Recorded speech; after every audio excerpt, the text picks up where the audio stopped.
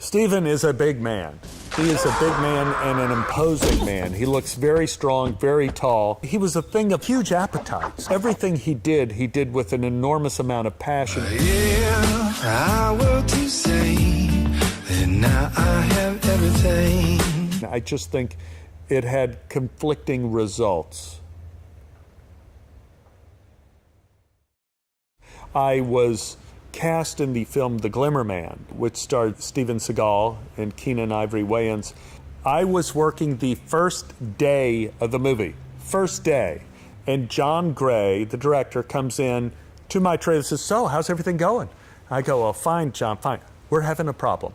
I go, "What's wrong?" He says, "Well, Steven Seagal has had a spiritual sort of crisis and sort of a spiritual awakening. He decided that he doesn't want to kill people anymore in movies." I can't fight, man. What do you mean you can't fight?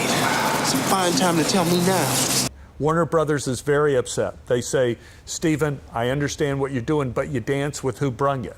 You kill people really good. And in this movie, you have to kill people." And he doesn't want to do it. The problem is, in the scene, I was playing a serial killer, and the whole scene is about him killing me. So John says, Steven Seagal is going to try to convince you not to kill you in this scene. Don't get into a conversation with him. Whatever you do, don't talk to him. He has to kill you. I mean, it's the first day of shooting. This is very difficult for all films and actors. They want to see good footage the first day. I said, "Well, I'll steer clear of Steven."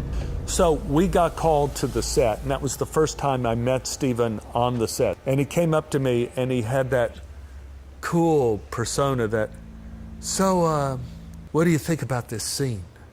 And I was saying, "Well, Steven, it's a pretty hard-hitting scene." In this scene, by the way, I play a serial killer, and I grab a priest, and I threaten to blow his head off, and then Steven comes in and ends up murdering me.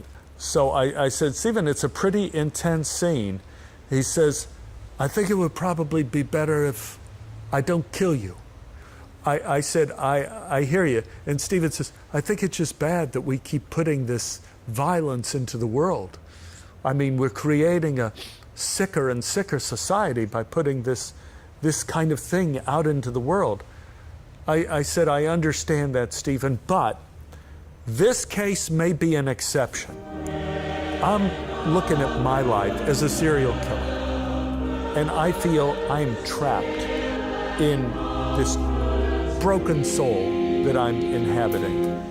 And it would really help me in terms of my reincarnational development if you could kill me, and then I would be able to leave this body and actually transcend into a better life, into a better body. You would actually be helping me." "So I would be giving you a helping hand?" I said, "Oh, you'd be giving everybody a helping hand. You'd be removing evil from the world. You'd be giving me a new chance at life in a new body sometime in the near future." "I never thought of it that way." All right, I'll kill you in this scene." I can't. You don't understand. "Go ahead and kill me! Kill me! I dare you, kill me!" Do it now or I will kill you. You believe it? 1. This is God's house. Don't make me do this. Please. Don't. 3. And then, and I fall out of frame. 2 months later, I get a phone call from John saying, "We have a problem." Steven started ad-libbing in the rest of the film how he's glad he didn't kill the guy in the church. Is there some way you could come back in and in ADR make it seem like you're not dead? So I go back in and I'm going to loop a scene, and Keenan Ivory Wayans is standing next to me. He's watching what I have to loop.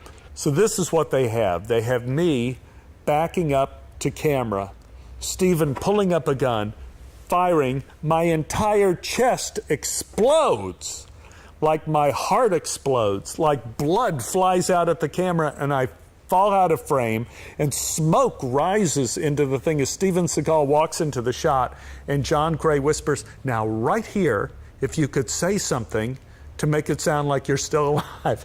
I said, say something to make it sound like I'm still alive. Like, it's just a flesh wound. I mean, it was like an Austin Powers moment.